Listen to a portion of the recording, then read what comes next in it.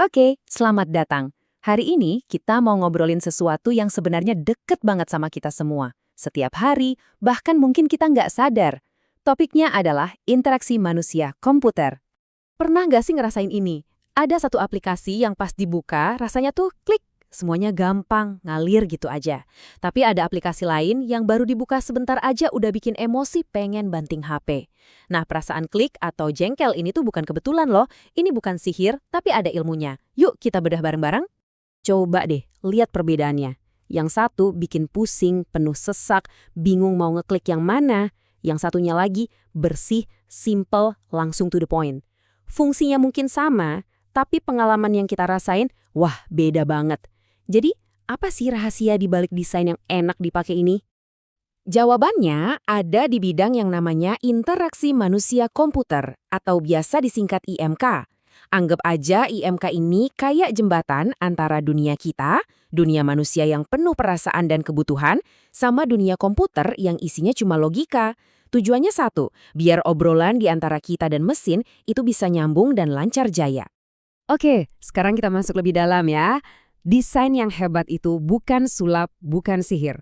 Tapi ini adalah soal penerapan prinsip-prinsip yang udah terbukti manjur. Yuk kita intip sedikit dapurnya para desainer, kita cari tahu apa aja resep rahasia mereka.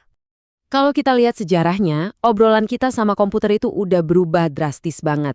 Dulu kita yang harus pusing-pusing ngomong pakai bahasa mesin yang kaku. Sekarang justru mesinnya yang belajar buat ngertiin bahasa kita, bahasa manusia. Nah, pergeseran dari mesin sentris ke manusia sentris inilah inti dari IMK. Nah, ini dia intinya.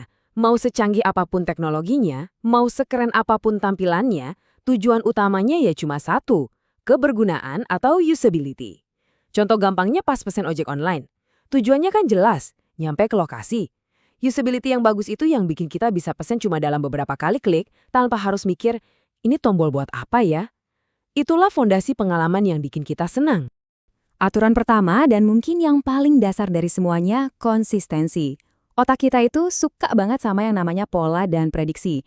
Ya, mirip-mirip kayak kita nyetir mobil. Kita berharap letak rem sama gas ya di situ-situ aja kan? Sama halnya di aplikasi. Kita berharap tombol simpan ya biasanya di pojok kanan. Desain yang baik itu paham betul soal ini. Jadi gini, pas ikon, warna, dan tata letak semuanya seragam, otak kita jadi nggak perlu kerja keras. Kita jadi bisa nebak cara kerjanya. Ini nih yang namanya mengurangi beban kognitif. Hasilnya, kita jadi lebih cepat belajar, lebih nyaman, dan lebih pede pas pakai sistemnya. Aturan kedua, umpan balik atau feedback. Coba deh bayangin ngobrol sama orang, tapi dia diam aja, nggak ada respon sama sekali. Aneh kan? Kita jadi bingung, jangan-jangan omongan kita nggak didengar. Nah, sama persis kayak pas kita berinteraksi sama teknologi. Kita butuh tahu kalau setiap tindakan kita itu diterima dan lagi diproses sama sistem. Umpan balik yang bagus itu bisa sesimpel tombol yang warnanya berubah pas disentuh. Atau ada bar loading yang jalan. Hal-hal kecil kayak gini tuh penting banget karena itu ngasih kita kepastian. Seolah-olah sistemnya bilang, oke pesanan diterima ya, lagi diproses ya. Hal-hal kecil inilah yang ngebangun rasa percaya antara kita dan teknologi. Jadi poin krusialnya adalah semua aturan tadi itu bukan cuma soal bagus-bagusan tampilan. Aturan-aturan itu ada karena didasarkan pada cara kerja otak kita. Sekarang, yuk kita coba buka kap mesin pikiran kita sendiri dan cari tahu kenapa aturan-aturan itu penting banget. Otak kita itu emang luar biasa, tapi ada tapinya. Memori jangka pendek kita itu ternyata terbatas banget. Rata-rata, kita cuma bisa nyimpen sekitar 7 potong informasi dalam satu waktu. Inilah kenapa kita susah ngapalin nomor telepon panjang atau daftar belanjaan tanpa nyatet. Ini adalah batasan alami manusia yang wajib dihormati sama setiap desainer. Nah, karena keterbatasan inilah, maksa pengguna buat mengingat sesuatu, misalnya kode perintah yang rumit, itu sama aja cari penyakit. Strategi yang jauh lebih cerdas adalah pengenalan. Gini deh, lebih gampang milih makanan dari menu yang ada gambarnya daripada disuruh ingat-ingat semua nama menu yang ada di restoran itu kan? Prinsipnya sama persis. Nah, ini dia penjelasannya. Antarmuka yang baik itu fungsinya kayak memori tambahan buat kita. Dengan nampilin pilihan-pilihan yang jelas, sistem itu ngambil alih beban dari otak kita.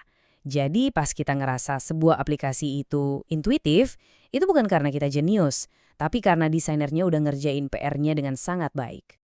Oke, sekarang kita geser sedikit ke perspektif yang lebih luas. Dan ini penting banget. IMK itu ternyata bukan cuma soal bikin aplikasi jadi nyaman dipakai, ini soal inklusivitas, soal akses yang setara buat semua orang. Kutipan ini benar-benar kena banget apalagi buat konteks Indonesia. Ini jadi pengingat buat kita semua kalau teknologi itu harusnya jadi alat buat pemerataan, bukan malah memperlebar jurang. Teknologi itu nggak boleh cuma didesain buat anak muda di kota besar yang paling melek teknologi. Jadi, kalau desainnya gagal, itu bukan cuma bikin frustrasi. Lebih dari itu, desain yang gagal itu seperti membangun tembok digital yang nggak kelihatan. Tembok yang misahin antara mereka yang bisa pakai teknologi dan mereka yang nggak bisa. Ini menciptakan bentuk baru dari kesenjangan sosial. Terus, siapa korbannya? Para lansia yang mungkin butuh akses layanan kesehatan, teman-teman penyandang disabilitas yang ingin hidup mandiri, atau saudara-saudara kita di daerah terpencil. Kalau mereka nggak bisa pakai aplikasi layanan publik, itu bukan salah mereka. Itu adalah kegagalan desainnya. Dan pada titik ini bukan lagi sekedar masalah teknis. Ini sudah jadi masalah keadilan sosial. Jadi, setelah semua ini, pertanyaannya, kita mau kemana? Kalau masa lalu itu soal gimana caranya bikin komputer ngertiin kita, masa depan adalah soal gimana caranya bikin interaksi ini jadi senatural kita bernapas. Kita udah mulai lihat masa depan di mana AI bikin tampilan aplikasi bisa nyesuaiin diri, misalnya otomatis memperbesar teks buat pengguna lansia. Atau dunia augmented reality yang bisa nampilin informasi digital di dunia nyata ngebantu teknisi benerin mesin. Di dunia yang baru ini, prinsip-prinsip dasar IMK yang tadi kita bahas, konsistensi, umpan balik, desain yang fokus ke manusia, justru akan jadi semakin krusial. Tapi pada akhirnya, mau sefuturistik apapun teknologinya, mau secanggih apapun, kita harus selalu kembali ke ide dasar ini. Teknologi itu alat. Alat yang kita ciptakan untuk melayani kebutuhan kita sebagai manusia. Teknologi harus bekerja untuk kita, bukan sebaliknya. Dan ini meninggalkan kita dengan satu pertanyaan besar buat direnungkan. Seiring kita terus membangun mesin yang makin pintar, yang bisa belajar dan beradaptasi, gimana caranya kita bisa memastikan kalau teknologi itu akan selalu dirancang dengan empati, dengan inklusivitas, dan dengan kemanusiaan sebagai intinya? Itulah tantangan terbesar, sekaligus janji terindah dari interaksi manusia-komputer.